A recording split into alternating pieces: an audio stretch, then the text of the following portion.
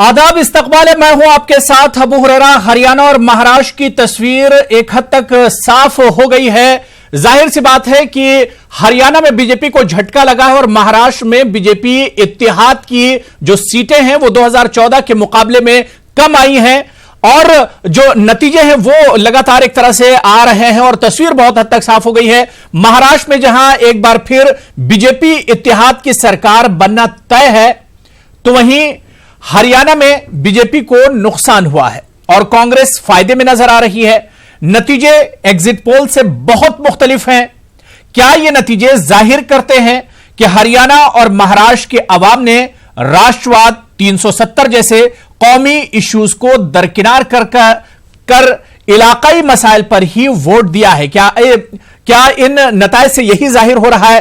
क्या किसानों की नाराजगी का भी सामना जो इख्तिदार में सरकार थी या बीजेपी की जो सरकार थी, क्या उसे किसानों की नाराजगी का भी सामना करना पड़ा है? जाहिर सी बात है कि कई इस तरह के सवाल उठ रहे हैं जो नतीजे हरियाणा से आ रहे हैं और या जो नतीजे महाराष्ट्र से आए हैं, क्योंकि महाराष्ट्र से बीजेपी इत्तेहाद के लिए भी नतीजे 2014 के मुकाबले में मायूस कुन है। जिस तरह के दावे किए जा रहे थे, जिस तरह का एग्जिट पोल था, उससे ये नतीजे बहुत एक तरह से मुख्तलिफ हैं।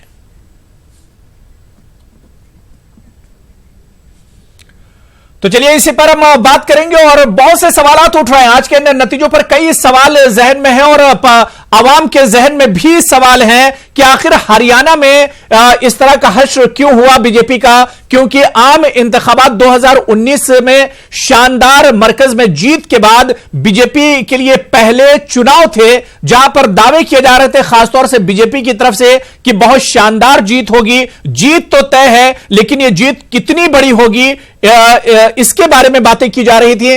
लेकिन आखिर हरियाणा में झटका क्यों लगा और महाराष्ट्र में बीजेपी इत्तेहाद पीछे क्यों रह गया, सीटें कम क्यों रह गई, इस पर सवाल उठ रहा है। इस पर भी हम बात करेंगे। दो खास मेहमान इस वक्त मेरे साथ डिबेट में जुड़ चुके हैं। बहुत जल्दी अपने मेहमानों का आपसे तारुफ करा देता हूं। मेरे साथ राजेश शर्मा जी, स्पोक्सपर्सन है, तर्जुमान है कांग्रेस के, मेरे साथ जुड़े हुए हैं। इनके अलावा मोहम्मद लुकमान नदवी साहब, स्पोक्सपर्सन है ऑल इंडिया मजलिस इत्तेहादुल मुस्लिमीन के, वो भी मेरे साथ जुड़े हुए हैं। लुकमान नदवी साहब और राजेश शर्मा, दोनों का बहुत इस्तकबाल और वेलकम है। मैं सबसे पहले राजेश शर्मा जी आपसे ही शुरुआत करना चाहूंगा कि हरियाणा में तो नतीजे आपके लिए बेहतर एक तरह से दिख रहे हैं, अच्छे दिख रहे हैं, लेकिन महाराष्ट्र में क्या कांग्रेस को थोड़ी सी मायूसी हुई है नतीजों से?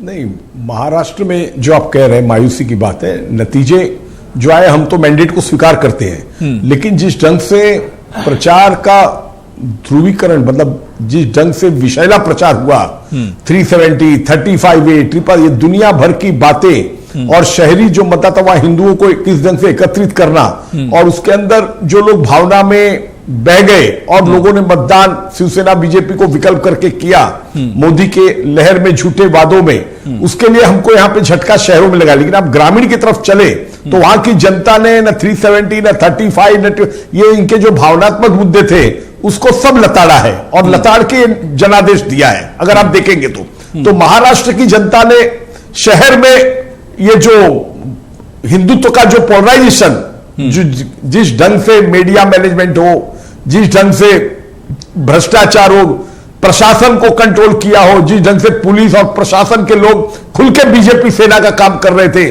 जिस ढंग से दादागिरी चल रही थी, जिस ढंग से गुंडे बदमाशों को काम में लगाया गया था, शहरों में क्या कर रहा था? सफल हुए। और जब ये सब खुलेआम चल रहा था राजेश शर्मा जी, तो अपोजिशन क्या कर रहा था? अपोजिशन कहां था? हमारा कार्यकर्ता, हम पूरी ताकत से भिड़े और उस ताकत से भिड़ने के नाते यहां तक पहुंचे हैं। आपको अगर हिटलर की स्टोरी याद होगी, हिटलर के बारे में भी लोग बोलते थे, लेकिन उस समय भी लोगों ने विरोध किया और विरोध करने के बाद हिटलर की क्या हाल हुई आपको मालूम है। वैसे हमने हर बूथ पे कांग्रेस का जो ईमानदार कार्यकर्ता था उससे पूरी ताकत से भिड़ंत की और भिड़ने के नाते आज हम यहां तक पहुंचे हैं। जिस ढंग से पैसे का उपयोग हुआ, जिस ढंग से तंत्र का उपयोग हुआ, सारा का सारा वातावरण पूरा दूषित कर दिया। लोकतंत्र के नाम पे धब्बा है, लेकिन जनता है, कहते हैं ना सारे दरवाजे बंद होते तो नियत का दरवाजा खुलता है।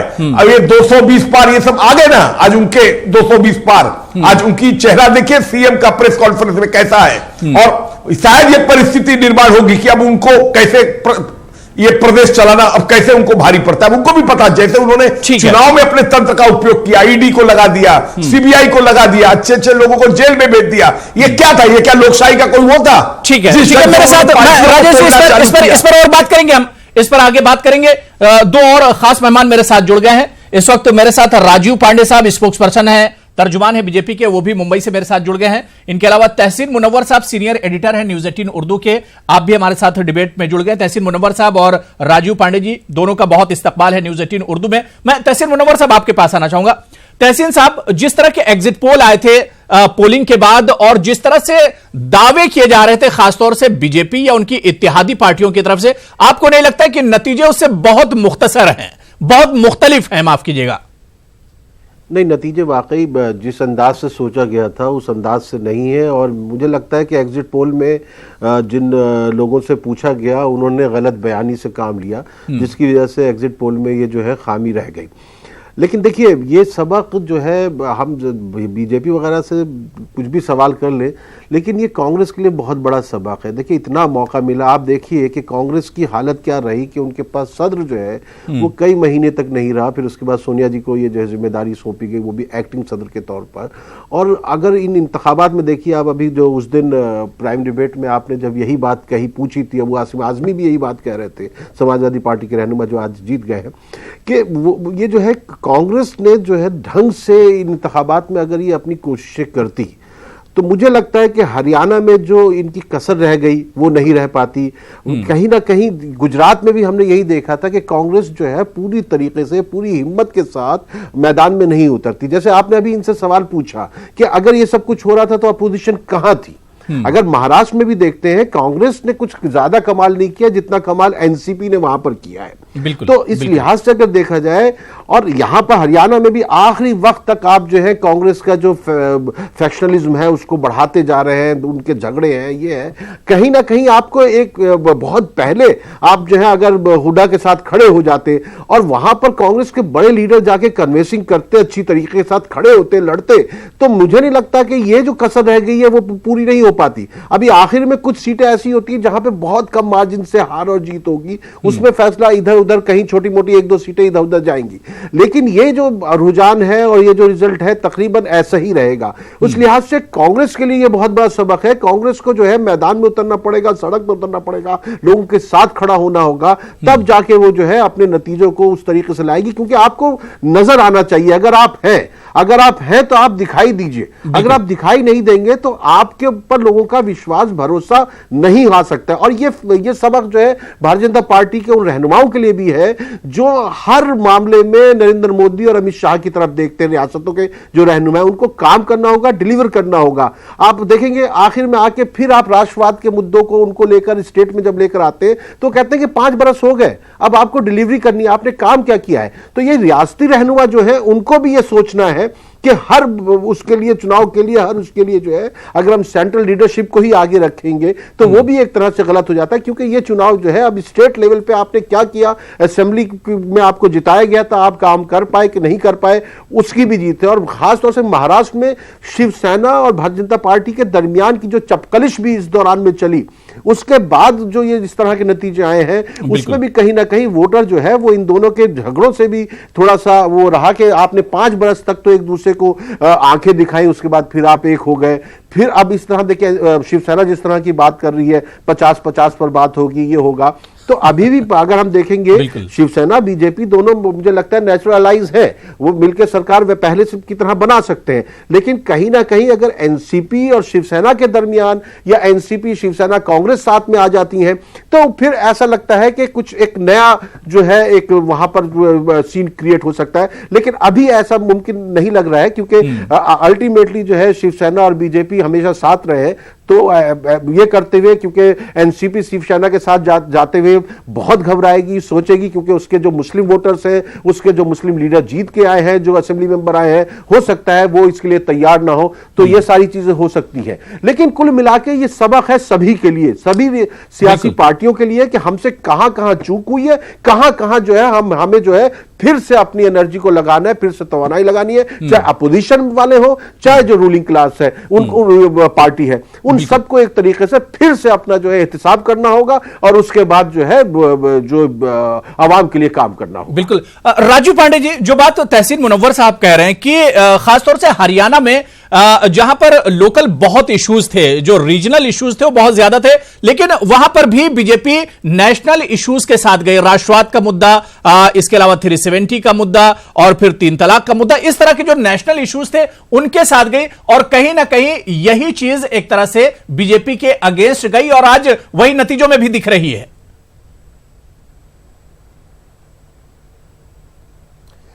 अबू जी, सबसे पहले मैं महाराष्ट्र की जनता को धन्यवाद देना चाहता हूं, हरियाणा की जनता को धन्यवाद देना चाहता हूं, क्योंकि पिछली बार जब चुनाव हुआ था तो बीजेपी 260 सीटें लड़ी थी और 122 सीटें जीत करके आई थी। इस बार बीजेपी 160 सीट लड़ी है महाराष्ट्र में, 103 सीट जीत रही है, और बीजेपी शिवसेना को प्रो इनकम्बेंसी के साथ सरकार में आ रही है। तो पहले इस तरीके का कि 220 पूछ रहे थे, अरे आदमी अपना जो अचीवमेंट करने की जो कोशिश करती है, डिस्टिंक्शन मार्क्स की कोशिश करती है, 90% मार्क्स की कोशिश करती है, डिस्टिंक्शन मार्क्स से भारतीय जनता पार्टी शिवसेना की सरकार पुनः स्थापित होगी महाराष्ट्र में। अब मैं आता हूं आपको हरियाणा की बात। हरियाणा में आपको पता है कि किस तरीके से आया राम गया राम लगा था। 5 साल सरकार चली है, और वहां भी 40 सीट, 90 में से 40 सीट भारतीय जनता पार्टी के पक्ष में आ रही है। हम 5 सीट दूर हैं। अभी तक ये फाइनल नहीं हुआ है, लेकिन मुझे ऐसा लगता है फाइनल आते 41-42 तक भारतीय जनता पार्टी को सीटें आएंगी, और वहां भी भारतीय जनता पार्टी की सरकार बनेगी। तीसरी बात, ये जो 161-162 सीट जो महाराष्ट्र में आई है, जनता ने काम के बेसिस पे दिया है। अब कहना कि आप राष्ट्रवाद के मुद्दे पर चुनाव लड़ते हैं, आप आर्टिकल 370 के मुद्दे पर चुनाव लड़ते हैं, आप आर्टिकल 35 कैपिटल ए पर चुनाव लड़ते हैं, तो मैं कांग्रेस और एनसीपी के लोगों को कहता हूं, उन्हें खुलेआम कहना चाहिए था कि आर्टिकल 370 को हम रिस्टोर करेंगे, आर्टिकल 35 को हम रिस्टोर करेंगे। अगर फिर उनको वोट मिलता तो मुझे समझ में आती, और तब वो अगर चुनाव जीत जाते कि हमने जो किया है उसको रिजेक्ट कर दिया गया। हरियाणा में अगर कांग्रेस की पूरी सत्ता वापस आ जाती, जबकि आप देख रहे हैं कि हरियाणा में क्या हुआ है। हरियाणा में क्या हुआ मैं आपको बताता हूं। जातिगत राजनीति की कोशिश हुई है, और कुछ दर्जे तक उसमें सफलता प्राप्त हुई है, और राष्ट्रवाद के चुनाव मुद्दे पर चुनाव लड़ने में क्या बुराई है। हरियाणा और महाराष्ट्र में राष्ट्रवाद के चुनाव आप अगर जब लोकल इश्यूज इतने ज्यादा है, राजीव पांडे जी, जब लोकल इश्यूज इतने ज्यादा है, चाहे महाराष्ट्र की बात करें या हरियाणा की बात करें, आज भी किसान खुदकुशी कर रहे हैं। किसानों के मसले आज भी सॉल्व नहीं हुए हैं। आज भी जब बारिश होती है तो मुंबई के लोग परेशान रहते हैं। लोकल इश्यूज हैं, और इस बीच में आप लोकल इश्यूज को ना टच करके आप नेशनल इश्यूज पर अगर सियासत करते हैं तो उस पर सवाल खड़ा होता है। अब मुझे मेरी बात सुन लीजिए। मैंने कहा आप कोई भी स्पीच आदरणीय प्रधानमंत्री जी और मुख्यमंत्री जी का निकाल करके दिखाइए कि उन्होंने कितने समय तक आर्टिकल 370 और राष्ट्रवाद की बात की, और कितने समय तक लोकल मुद्दे की बात की है। आप मुंबई की बात कर रहे हैं, 36 में से 30 सीटें भारतीय जनता पार्टी और शिवसेना के पक्ष में गई है। देखिए क्या है कि बहुत सारी बातें हैं, इसमें क्या हुआ है अभी तो मैं बैठ करके, मेरे पार्टी के बड़े नेता इस पर तय करेंगे कि क्या कारण थी कि हम 220 का आंकड़ा नहीं पार कर पाए और 65-75 का आंकड़ा पार नहीं कर पाए। लेकिन इससे यह कहना कि भारतीय जनता पार्टी चुनाव हार गई, अरे 161 सीट आप ही का चैनल दिखा रहा, मैं सामने देख रहा हूं, 161 सीट हम जीत करके आए हैं 5 साल सरकार चलाने के बाद। नहीं, नुकसान तो हो रहा है 2014 के मुकाबले में राजू पांडे जी, 2014 के मुकाबले में सीटें आपकी घट रही हैं। नहीं, मैं तो कह रहा हूं 2019 में बंपर आपकी जीत हुई है सेंटर में। मैं तो कह रहा हूं 2019 जो सेंटर के आपके चुनाव, लोकसभा के चुनाव हुए, उसके बाद आपकी मैं तो एक्सेप्ट कर रहा हूं।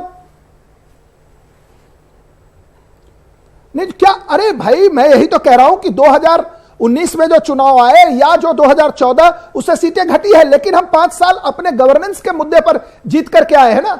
अगर हमने काम खराब किया होता तो हमारे बड़े भाई राजेश शर्मा जी की पार्टी चुनाव जीत जाती। एनसीपी तो जीत ही गई, इनकी पार्टी तो कहीं है नहीं, और मुझे लगता है कि ठीक हो है। सकता है जो थोड़ी ठीक है, कम सीटें ठीक है। हमें आएंगी, क्योंकि राहुल गांधी जी और सोनिया गांधी राजेश शर्मा प्रचार जी इसका करने जवाब के लिए देंगे। वो आते तो हो सकता है हमारी सीटें राजेश और शर्मा बढ़ जी इसका जाती। जवाब दे रहे हैं। राजेश शर्मा जी, दोबारा से महाराष्ट्र में बीजेपी और शिवसेना वापसी कर रही है और इन्होंने 5 साल पूरे काम किया, यह दावा है बीजेपी का, और लगातार यही दावा पूरे चुनाव में भी बीजेपी और शिवसेना करती रही है। राजेश शर्मा जी, मैंने आपको पहले ही बताया कि जो जनादेश मिला है वो जनादेश का रिस्पेक्ट हर लोगों ने करना चाहिए। जो जनादेश मिलने का कारण है वो भूखमरी है कि महंगाई है कि किसानों का आत्महत्या है कि law and order over corruption है, ये सारी बातें शंका के घेरे में खड़ा करता है। इसके लिए हमने बोला कि जो लोकल इश्यूज है, विधानसभा के चुनाव समय विधानसभा की बात करना, राष्ट्रवाद की बात तो हर समय हर पल होना भी चाहिए, उसमें कोई समझौता ही नहीं हो सकता है राष्ट्र के साथ। लेकिन जो महाराष्ट्र के चुनाव में हुआ, जिस ढंग से पैसे का उपयोग हुआ, वो सब काम के सामने क्यों नहीं जुड़ा, मैं ये पूछना चाहता हूं। और अगर कांग्रेस एनसीपी को समझो जनता ने रिजेक्ट किया है, आपके कहने के नाते कि जनता ने जनादेश नहीं दिया, ओके, ऑपोजिशन में बैठेंगे, लेकिन आपको जनादेश जो दिया था वो जनादेश महाराष्ट्र के प्रश्नों का हल। आज ऑटो इंडस्ट्री फेल जा रही है, फार्मास्यूटिकल, आखिर बेरोजगारी बढ़ रही है, भूखमरी बढ़ रही है, आत्महत्या बढ़ रहा है, ये सब जनादेश के समझौते पे होगा या ये सबको बातों को आप टेकन फॉर ग्रांटेड लेंगे? सीट के संख्या के आधार पे आप ये तय करेंगे कि ये सब कुछ नहीं हो रहा है महाराष्ट्र में? तो मेरा कहने का मतलब ये था, राष्ट्रवाद के साथ समझौता कोई प्रश्न ही नहीं है, लेकिन प्रश्न शिवसेना बीजेपी का जो गवर्नेंस था वो बड़े क्या बोलते हैं फेलियर था।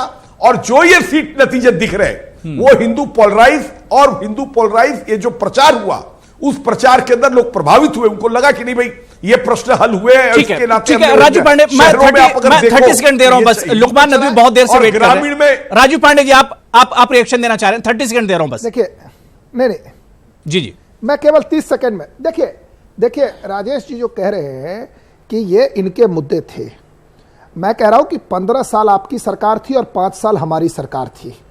इन दोनों को जनता ने देखा है और एनालाइज किया है, और फिर जाकर के उनको लगा जो आपकी जो 15 साल की सरकार थी, जिसमें हाई कोर्ट 76 लोगों के नाम डाल करके एफआईआर में जेल भेजने के लिए कह रही है, ऐसा कुछ आप हमारे ऊपर आरोप नहीं लगा पा रहे हैं। आपने कहा मुंबई में गड्ढे थे, 30 सीट जीत गए 36 में से, और वो 6 सीटें में बांग्लादेशियों का कितना प्रतिशत है वो एनआरसी के बाद पता चलेगा, इसलिए 6 सीट आप जीत गए।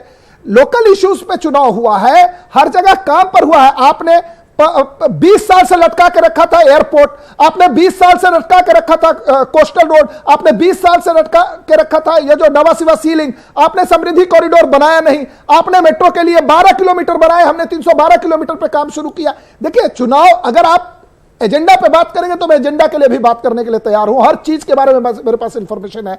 भुखमरी आपके टाइम में क्या थी, आपके टाइम में कितने लोगों ने किया, हमने जल्दी ठीक है राजू पांडे, ये तो अच्छी बात है कि अगर सरकार का मौका मिल रहा है और सरकार आवाम के लिए काम कर रही है तो ये तो सरकार की जिम्मेदारी बनती है। सरकार आखिर बनती क्यों है? आवाम की भलाई के लिए, उनकी भलाई के लिए काम करने के लिए सरकार होती है, और ये सरकार की जिम्मेदारी होती है कि वो आवाम के लिए काम करे। और अब सोचना चाहिए, जो बात तहसीन मुनव्वर साहब कह रहे थे कि अब सोचना चाहिए बीजेपी को भी, शिवसेना को भी, कांग्रेस और एनसीपी को भी कि आखिर इस तरह के नतायज आए क्यों हैं, या बीजेपी अब पहले से घटी क्यों है, बीजेपी और उसके अलायंस का नुकसान क्यों हुआ है 2014 के मुकाबले में। इस बीच मेरे साथ प्रोफेसर गुरमीत सिंह, सीनियर सहाफी हैं, जर्नलिस्ट हैं, आप भी इस डिबेट में जुड़ चुके हैं। प्रोफेसर गुरमीत सिंह साहब, आपका भी बहुत इस्तकबाल है न्यूज़ 18 उर्दू में। मैं आपसे ही रिएक्शन ले लेता हूं गुरमीत सिंह जी। गुरमीत साहब, क्या लग रहा है जो चुनाव के नतीजे आए हैं, नतीजों को देखकर आप क्या कहेंगे कि 2019 के बाद पहले ये चुनाव थे 2 रियासतों में, हरियाणा और महाराष्ट्र में, जहां पर बीजेपी का सीधा सीधा मुकाबला कांग्रेस से हो रहा था। क्या कुछ रिएक्शन है आपका आज के नतीजों पर? देखिए, सबसे बड़ा रिएक्शन तो यही है, सबक ये है इस चुनावों का कि कभी भी जनता को लाइटली नहीं लेना चाहिए।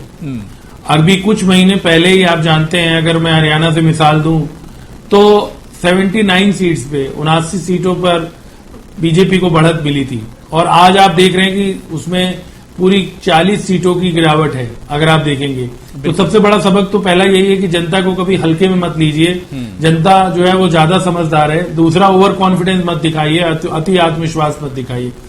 हरियाणा में खासतौर पे मैं अगर हरियाणा की बात करूं तो आप देखेंगे कि भारतीय जनता पार्टी को पिछली चुनाव में 47 सीटें मिली थी और इस बार वो लोकसभा चुनाव की वजह से वो लोग कॉन्फिडेंस में थे कि वो 75 पार की बात कर रहे थे।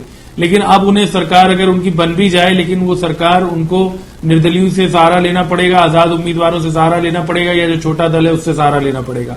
तो इसलिए सबसे, और इसी तरह से जैसे आपने देखा है महाराष्ट्र में भी, तो सबसे बड़ा सबक तो यही है इन चुनावों का कि जो मेहनत है और जो अगर आप जनता को हल्के में लेंगे, जनता अपने अपने आधार पर वोट दे सकती है, उसके अपने अपने पैमाने हो सकते हैं। खासतौर पर जो लोकल इलेक्शन होता है उसमें अलग अलग फैक्टर्स होते हैं, उम्मीदवारों को वो देखते हैं। अब अगर आप हरियाणा की मैं बात करूं तो जो मंत्री थे कैबिनेट के, उनमें से ज्यादातर मंत्री चुनाव हार गए हैं और बहुत बुरी तरह से हारे। केवल 2 मंत्री हैं जो चुनाव जीतने में कामयाब रहे हैं। तो इसलिए कभी भी अगर आप मेहनत नहीं करेंगे अपने हल्के में, अपने इलाके में, लोगों से अगर आप व्यवहार अपना अच्छा नहीं रखेंगे, अगर लोगों की आपको, तो फिर नाराजगी आपको चुनाव में झेलनी पड़ेगी। और जनता ने बहुत अच्छे से ये सबक दिया है।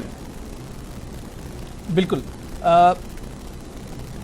प्रोफेसर गुरमीत जी, जिन फैक्टर की आप बात कर रहे थे, खासतौर से अगर हम हरियाणा की बात करें तो आपकी नजर में कौन से ऐसे फैक्टर थे जो एक तरह से जो सत्ता में सरकार थी या खट्टर जो सरकार थी उसके अगेंस्ट गए हैं? ऐसे कौन कौन से फैक्टर आपकी नजर में हैं जिसने इफेक्ट किया है बीजेपी को और वहां की सरकार को?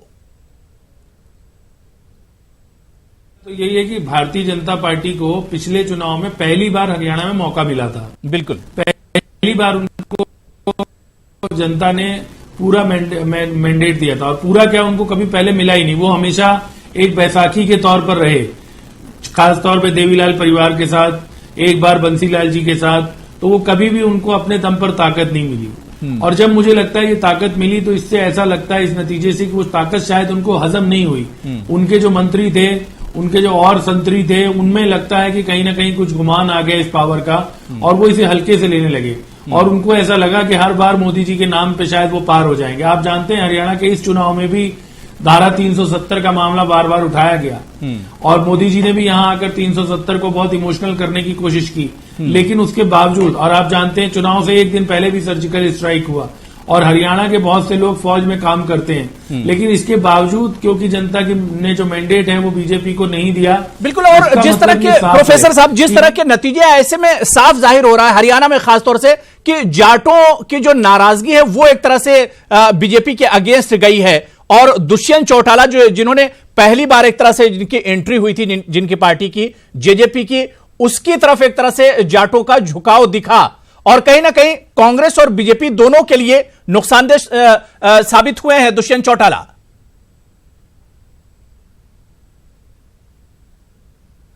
आपको ये बताना चाहूंगा कि जो पिछला चुनाव था उसमें भी जो जाट मतदाता था वो बीजेपी के साथ नहीं था पूरी तरह से।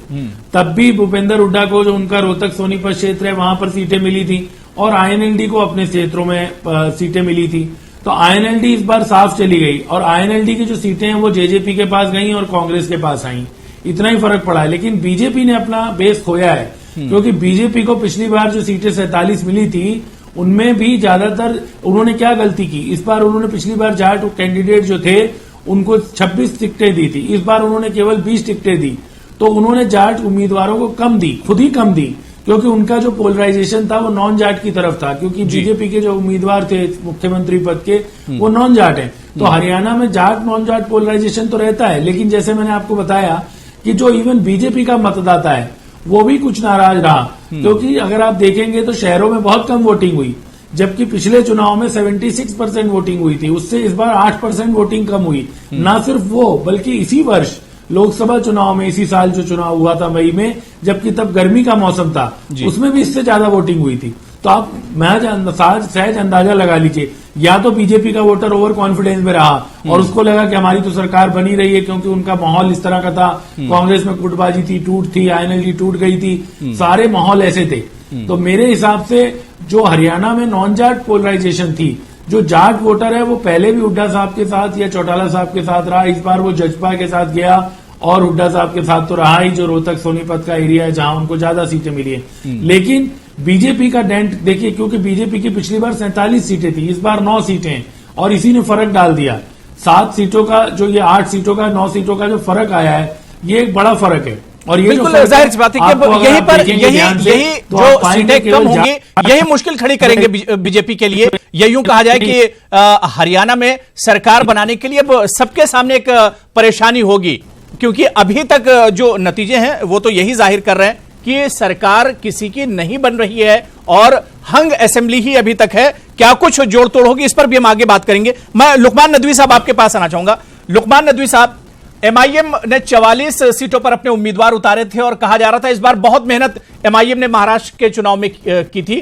पिछली बार 2 उम्मीदवार जीत कर आए थे और इस बार भी एमआईएम 2 से आगे नहीं बढ़ पाई।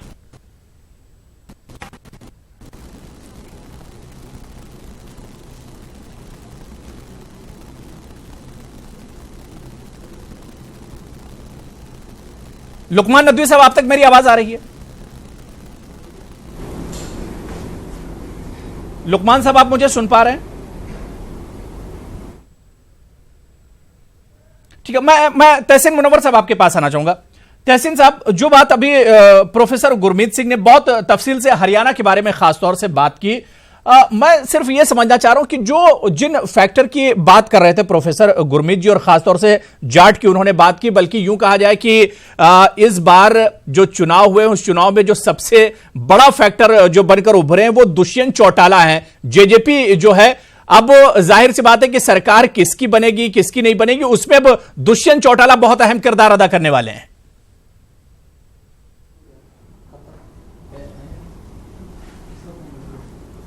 अगर यहाँ पे 7 सीटों का जो फर्क है उसके लिहाज से अगर आप देखते हैं तो क्या हुआ है कि आईएनएलडी की सीट्स जो हैं कुछ इधर आई हैं जी, और कुछ जो है बीजेपी की इधर सीट गई हैं। तो इस तरीके से जो कांग्रेस की पिछली बार 15 थी, अब वो बढ़ के जो है 30 के करीब आ जाती हैं। लेकिन देखिए हुआ क्या कि दुष्यंत चौटाला फैक्टर कोई समझ नहीं पाया।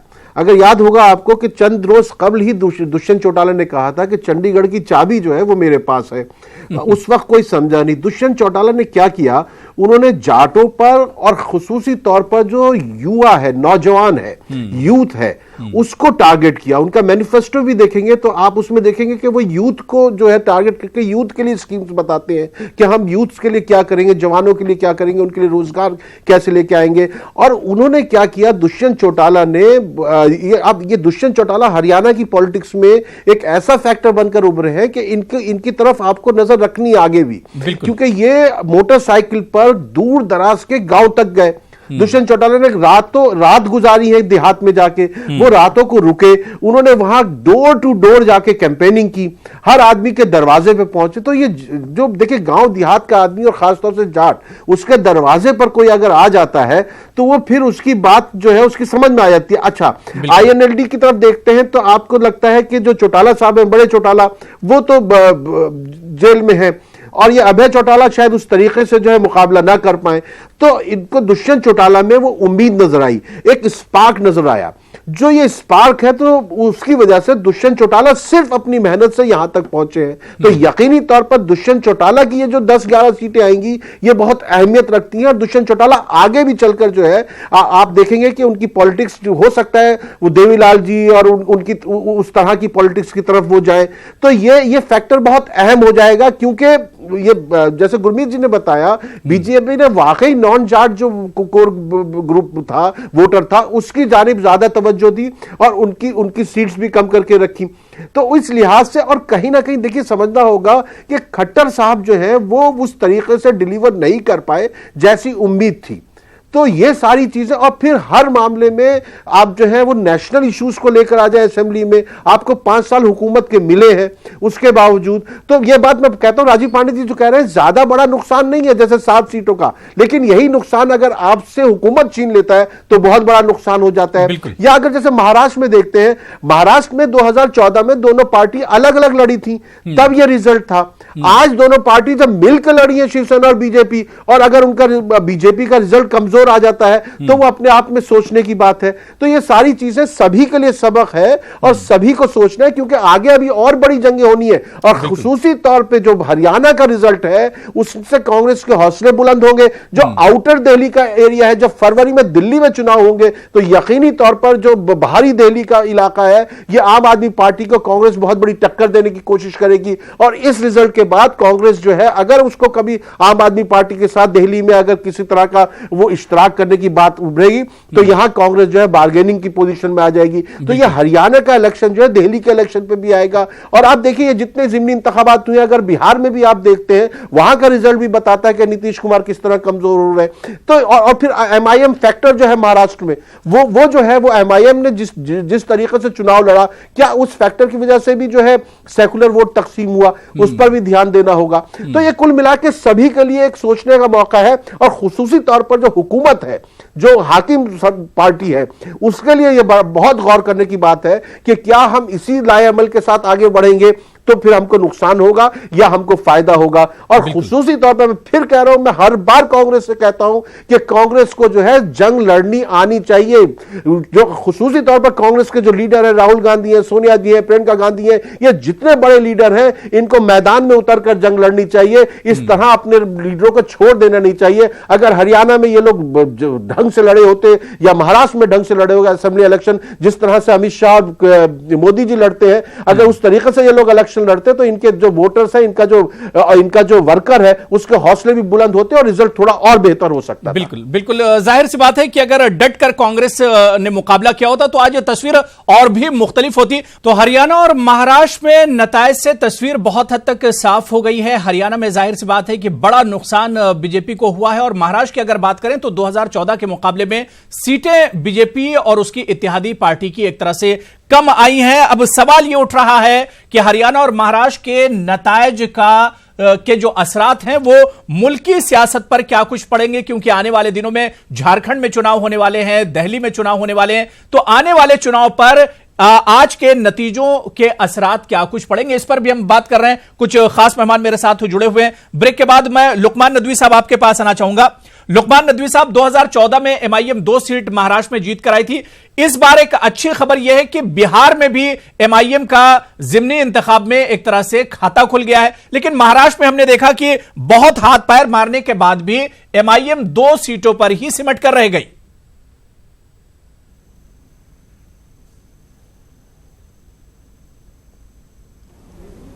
जी, 2014 में भी हमें 2 सीटें मिली थी मजलिस को, लेकिन उस वक्त जो हमारे पास जो हमको वोट मिला था वो बहुत कम मिला था।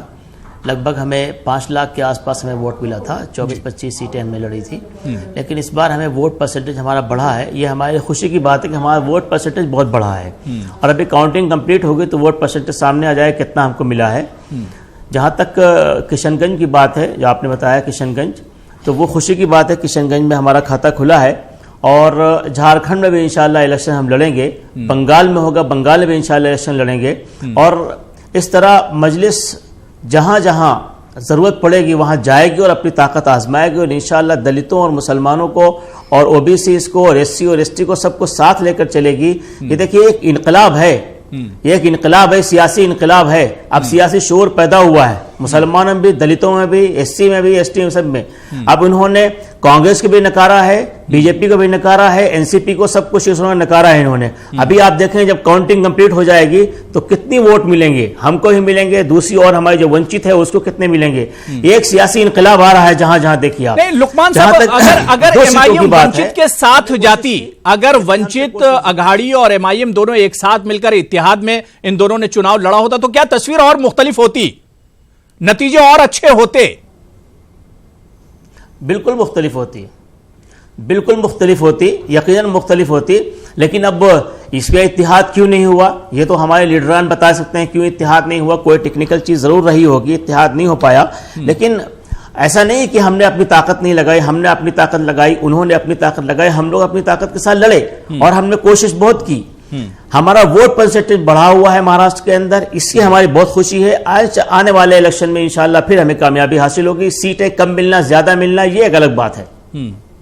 मैं राजेश शर्मा जी आपके पास आना चाहूंगा। राजेश जी, महाराष्ट्र की खासतौर से अगर हम बात करें तो यहां पर सीटें जरूर बीजेपी और उसके अलायंस की कम रह गई, शिवसेना की, लेकिन सरकार जाहिर सी बात है कि बीजेपी और शिवसेना ही की बनने जा रही महाराष्ट्र में। अब सवाल राजेश शर्मा जी ये उठ रहा है कि जिस तरह से इन नतीजों के दरमियान में ही उद्धव ठाकरे ने प्रेस कॉन्फ्रेंस की और उन्होंने 50-50 फॉर्मूले की बात कही है, और इस चुनाव के बीच में ही शिवसेना की तरफ से यह आवाज उठी थी कि बाला साहब ठाकरे की तमन्ना थी कि शिवसेना से भी एक सीएम का कैंडिडेट होना चाहिए, सीएम होना चाहिए, सीएम का उम्मीदवार होना चाहिए। क्या आपको लगता है कि नतीजों के बाद भी अभी बहुत कुछ तस्वीर साफ नहीं हुई है, अभी पिक्चर बाकी है महाराष्ट्र की सियासत में? शर्मा जी, इसमें जरूर बीजेपी और शिवसेना दोनों ने मिलकर चुनाव लड़ा है, दोनों का मैंडेट है, तो गवर्नमेंट तो दोनों को मिलकर बनाना चाहिए। लेकिन जो ईगो इश्यूज हैं, जो अभी तक शिवसेना बीजेपी के बर्ताव व्यवहार, जो आपसी अड़चने थी, पूरे महाराष्ट्र की जनता के सामने है। तो निश्चित तौर पे जो उद्धव साहब ने भी स्टेटमेंट दिया है अभी प्रेस लेकर, उसके माध्यम से लग रहा है कि कर्नाटक जैसा हाल होगा। जैसे कर्नाटक में कांग्रेस और जेडीएस, बाद में उनके एमएलए टूटे, 25-25 करोड़ के व्यवहार हुए, गवर्नमेंट गई, ये सब जो भ्रष्टाचार का जो हुआ, वो चित्र महाराष्ट्र में चढ़ उतार का दिख रहा है, मुझे चढ़ उतार का दिख रहा है। लेकिन आज के तारीख में उद्धव साहब चाहेंगे बीजेपी को डिक्टेट करना, तो वो मुश्किल होगा, जो मैं देख रहा हूं, क्योंकि बीजेपी और एमएलए जो इंडिपेंडेंट या जो दिख रहे हैं, अभी फडणवीस जी का मैंने इंटरव्यू सुना भी कि 15 एमएलए इंडिपेंडेंट एमएलए से उनकी बात हो गई है, वो उनको समर्थन देने को तैयार है। तो यानी उनका जो ये कर्नाटक जैसा वातावरण महाराष्ट्र में, घुड़सवारी बोलते हैं ना, तोड़ मरोड़ की राजनीति, ये स्टेबल गवर्नमेंट नहीं रहेगी, या तो टूटेगी या तो जो हर महीने झंझट बवाल, हर एजेंडा पे विरोध, आभार, समर्थन, मतलब बार्गेनिंग रोज चलेगा, और महाराष्ट्र में एक अस्थिर सरकार होगी, हैंडीकैप गवर्नमेंट, ये स्टेबल गवर्नमेंट नहीं है। राजू पांडे, क्या जो राजेश शर्मा जी जो बातें बता रहे हैं, जो भविष्यवाणी कर रहे हैं महाराष्ट्र की सरकार को लेकर, क्या वाकई में यही इसी तरह की पॉलिटिक्स अब महाराष्ट्र में देखने को मिलेगी आने वाले दिनों में?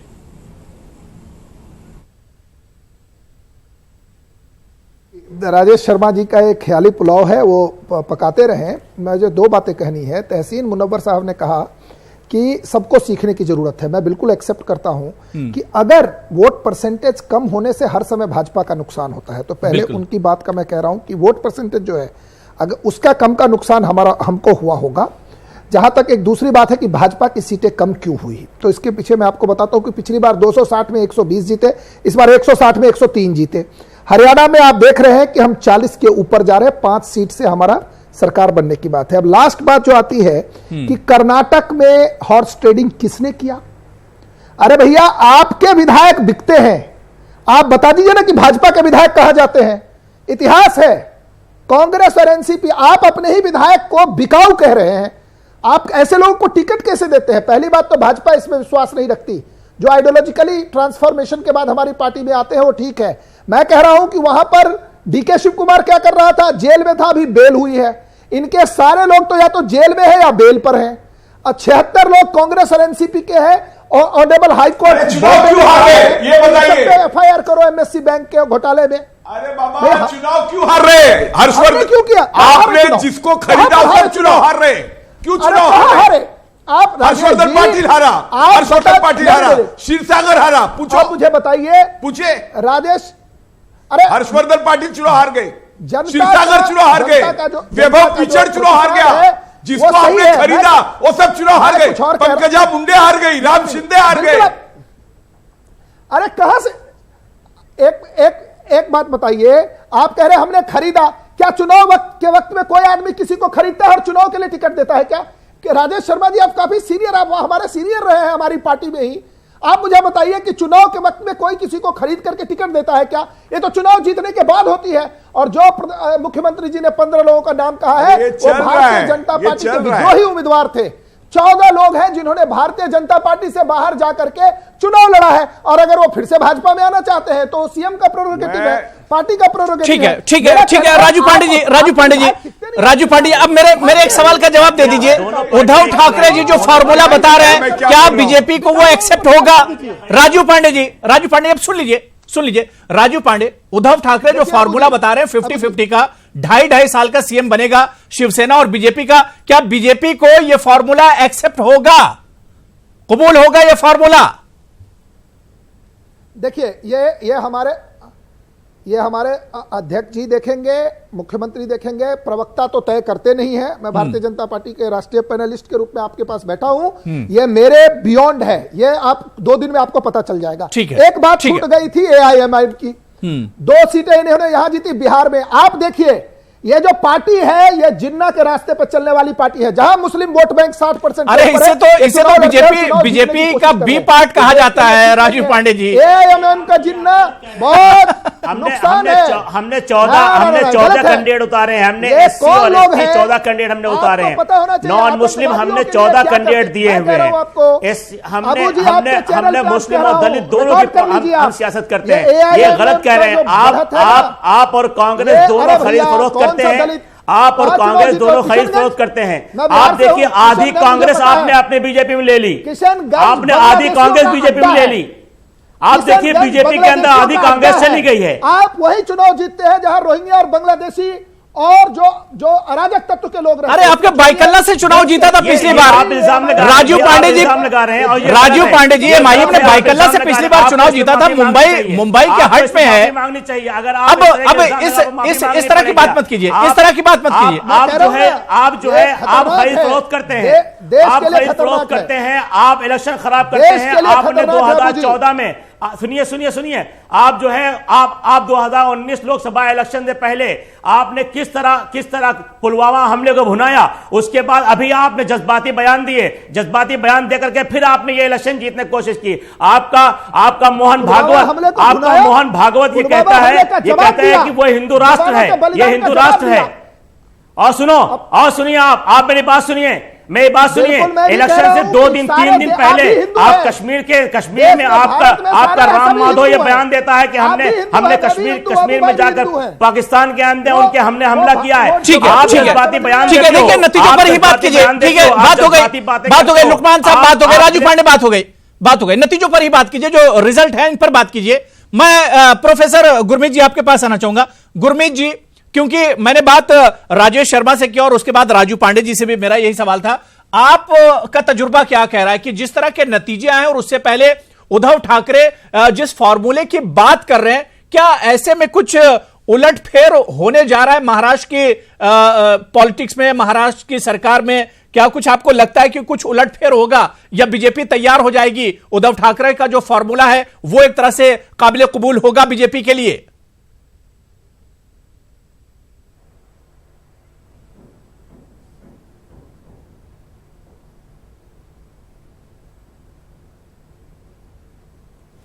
गुरमीत जी, अब तक मेरी आवाज आ रही है?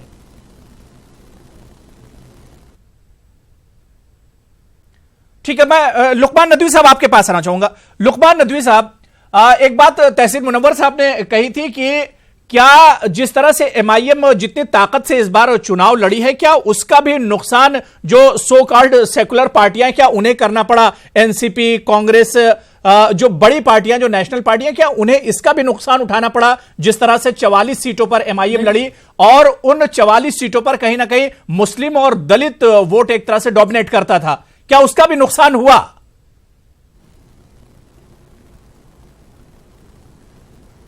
अब आपने सो कॉल्ड सेकुलर कह दिया, इन पार्टियों को सो कॉल्ड सेकुलर कह के आपने बड़ी आसानी कर दी। जब आपने इन्हें सो कॉल्ड सेकुलर कह ही दिया तो फिर हम सेकुलरिज्म को बचाने की लड़ाई लड़ रहे थे, सेकुलरिज्म को बचाने की हम लड़ाई लड़ रहे थे, जमहूरियत को बचाने की लड़ाई हम लड़ रहे थे। क्योंकि आप देख रहे हैं, ये सो कॉल्ड सेकुलर आपने खुद कह दिया, ये सो कॉल्ड सेकुलर हैं, ये दरअसल बीजेपी और शिवसेना के रास्ते पर चल पड़ी हैं। ये कम्युनल हो चुकी हैं, ये NCP और कांग्रेस सब कम्युनल हो चुकी हैं। इनके अंदर अब कोई सेकुलरिज्म बाकी नहीं रहा, सेकुलरिज्म का जनाजा इन्होंने निकाल दिया है। हम तो सेकुलर के ठेकेदार अब सिर्फ MIM वाले हैं, के लिए जमहूरियत को सेकुलर का ठेका MIM ने ले लिया है।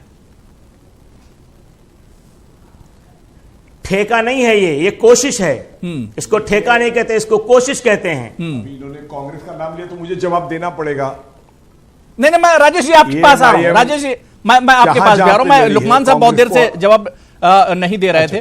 जी लुकमान साहब बात पूरी कर लीजिए, मैं आ रहा हूँ उसके बाद। राजेश जी मैं आ रहा हूँ आपके पास। मैं ये कह रहा हूं, ये ठेकेदारी नहीं, ये कोशिश है और हमें कोशिश करनी चाहिए अपना संविधान बचाने की। हमें कोशिश करनी चाहिए। यही बात तो NCP, Congress, Samajwadi party, BSP यही बात तो वो भी कहती हैं कि हम सेकुलरिज्म को मुल्क में बचा रहे हैं। तो एमआईएम और कांग्रेस और एनसीपी में फर्क क्या रहेगा? वो कहती हैं अभी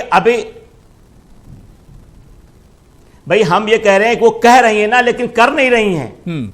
कह रही हैं लेकिन कर नहीं रहे हैं। अगर ऐसा होता तो आप देखिए आधी से ज्यादा कांग्रेस चली गई भाजपा और शिवसेना में। कहां सेकुलर है?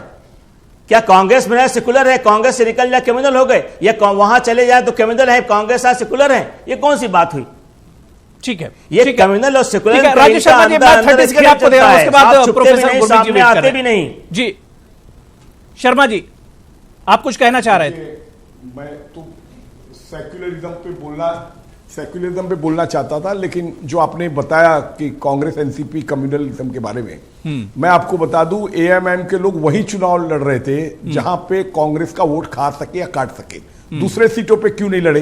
ये ओपन बीजेपी के भरोसे लड़ रहे। बीजेपी की बी टीम है, सब बीजेपी की व्यवस्था पे लड़ रहे और बीजेपी को जिताने के लिए, सेना को जिताने के लिए ये सब है, और अपने आप को सेक्युलर कह रहे। तो मेरी मेहरबानी करके ये देश की जनता भी देख रही है और लोग भी समझ, जिस ढंग से एमआईएम को लताड़ा है महाराष्ट्र की जनता ने, ये लोग होशियार हैं। आप बीजेपी के लोग खड़े हैं करके काम कर रहे हो और कांग्रेस को कम्युनल के लेवल पे मत लाओ। कांग्रेस को कम्युनल के लेवल पे मत लाओ। कांग्रेस आप है ना सब जगह कांग्रेस के। अब बीजेपी के सामने कहा, फडणवीस के सामने लड़े आप चुनाव? आप फडणवीस के सामने लड़े क्या चुनाव?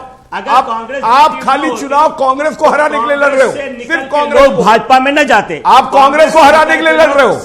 कोई कांग्रेस का आदमी भाजपा में नहीं गया है, जो गया उसके लिए लागू है। संजय निरुपम को देखिए, संजय निरुपम का इश्यू नहीं है। कांग्रेस पार्टी की बात करिए, आप एमआईएम की बात करिए। एमआईएम के लोग देखिए टाइम कम है मेरे पास, कांग्रेस को कमजोर करने। ठीक है, मैं प्रोफेसर गुरमीत जी के पास जाना चाहूंगा। ठीक है, लुकमान नदवी साहब बात हो गई, शर्मा जी बात हो गई। शर्मा जी मैंने टाइम दे दिया, मैं प्रोफेसर गुरमीत पार्लियामेंट जिस वक्त 3 तलाक। ठीक है, लुकमान साहब बात हो गई, लुकमान साहब बात हो गई, सुन लीजिए, लोकसभा मेंबर कहां थे? राष्ट्रसभा मेंबर कहां थे आपके? ठीक है, मैं प्रोफेसर गुरमीत जी मैं एक चीज समझना चाह रहा हूं, क्योंकि यहां पर बात एमआईएम की निकली या वंचित अघाड़ी लड़ रही थी। क्या आपको लगता है, दो सवाल यहां पर उठ रहे हैं, क्या वाकई में एमआईएम या इस तरह की जो दूसरी पार्टियां हरियाणा में हम देखें जेजेपी है और इसकी तरह से महाराष्ट्र में वंचित अघाड़ी है, समाजवादी पार्टी, क्या जो मुस्लिम वोट बैंक है या फिर जिस तरह से दलित या पिछड़े वोट बैंक की बात करें, क्या इन्हें एक ऑप्शन के तौर पर अब एक तरह से देखा जा रहा है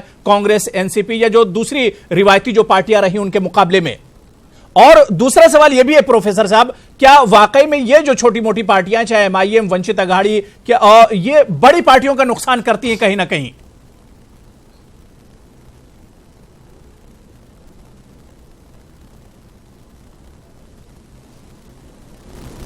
ठीक है, तहसीन मुनव्वर साहब मैं देखिए निश्चित, ठीक है काफी लेट से आवाज जा रही है शायद जी। नहीं, निश्चित करती हैं। देखिए बहुत समय से ऐसी बात चल रही थी बीच बीच में, एक जमाने में और अभी भी कुछ प्रदेशों में आप जानते हैं कि जो रीजनल पार्टीज हैं वो बहुत स्ट्रांग रही हैं और इवन सरकार चला रही हैं। आप जानते हैं उड़ीसा में सरकार चला रही है, उड़ीसा में सरकार चल रही है, एक रीजनल पार्टी है जो लगातार जीत रही है। तो जो नेशनल पार्टी है, ये कोई जरूरी नहीं है कि नेशनल पार्टीज का ही वो चलेगा। बहुत से लोग कहते रहे कि हिंदुस्तान में जो है 2 पार्टी सिस्टम होना चाहिए, लेकिन क्योंकि इतनी डाइवर्सिटी है, एक रीजनल एस्पिरेशन होती है, उसके दम पर रीजनल पार्टीज हमेशा आगे रहती हैं।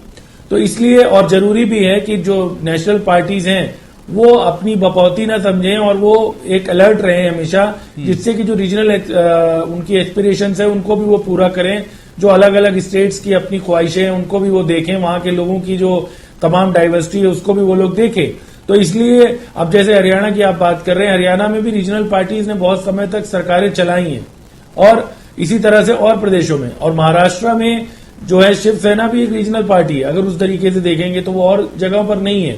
तो भारतीय जनता पार्टी हो या कांग्रेस हो, उनको एक तरह से प्रेशर रहता है, उसकी वजह से बहुत बार वो अलायंस कर लेते हैं। जैसे अभी आप बात कर रहे हैं कि महाराष्ट्र में हो सकता है अब शिवसेना की जो बार्गेनिंग पावर है वो बढ़ जाए। जहां तक हरियाणा की बात है, मैं आपको याद दिला दूं कि 2009 में भी 40 सीटें कांग्रेस की आई थी और फिर उन्होंने सरकार बना ली थी। तो अगर एक आध सीट और कम होती तब जेजेपी की जो हम पहले बात कर रहे थे वो बार्गेनिंग पावर में आती। जितना मुझे लगता है कि अब जजपा जो रीजनल पार्टी है उसकी उतनी बार्गेनिंग पावर नहीं होगी, क्योंकि 40 के बाद 6 चाहिए केवल बीजेपी को, और 6 सीटें वो 8 जो है इंडिपेंडेंट जीते हैं, आजाद उम्मीदवार जीते हैं। तो उनकी पहली कोशिश होगी कि वो आजाद उम्मीदवारों को साथ रखें और जिससे कि जजपा जो है वो ज्यादा बार्गेनिंग ना कर पाए।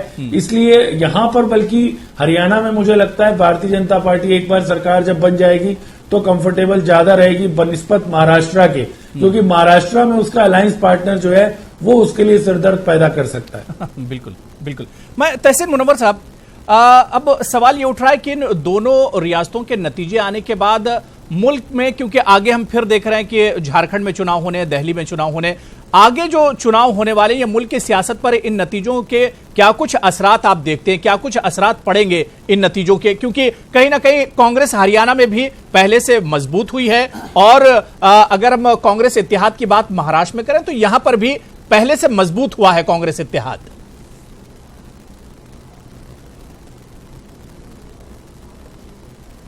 अपने आप को रिजुविनेट करने का, अपने अंदर नई तवानाई, नई ऊर्जा पैदा करने का। लेकिन पिछले दिनों अगर सलमान खुर्शीद का बयान देखें या कांग्रेस के दीगर लीडरों का बयान देखें तो वो कहीं ना कहीं मायूसी उनके अंदर नजर आ रही है कि उनकी जो लीडरशिप है वो कहीं एक अपने खोल में वाक चली गई है, जिस तरह ऐसा महसूस होता है। अभी गुज़िश्ता दिनों प्रियंका गांधी यूपी गई हैं और वो वहाँ पर कुछ काम करना चाहती हैं, तो देखना ये है कि क्या वो वाकई, अक्सर हम लोग मजाक में भी कह देते हैं कि लोग पिकनिक पॉलिटिक्स होती है कि कुछ दिन एकदम से जोश आया, कुछ किया, फिर उसके बाद फिर चले गए, फिर जोश आया, फिर कुछ किया, फिर चले गए। एक कंटिन्यूअस प्रोसेस है। आपको देखिए, मैं अक्सर बार बार कहता हूं कि मोदी को हराना है तो मोदी की तरह सोच। नरेंद्र मोदी के अंदर जो आपको एनर्जी लेवल नजर आता है वो आप देखिए कई मुल्क के दौरे के बाद भी वो जो है वो कहीं ना कहीं किसी ना किसी पार्टी इलेक्शन रैली में भी पहुंच जाएंगे। वो सुबह से लेकर रात तक उनके अंदर आपको वो एक्टिविटी नजर आएगी जो अपनी एज से ज्यादा जो है वो मेहनत करते नजर आते हैं। लेकिन जो कांग्रेस में यंग ब्लड है उसके अंदर वो बात नजर नहीं आती है।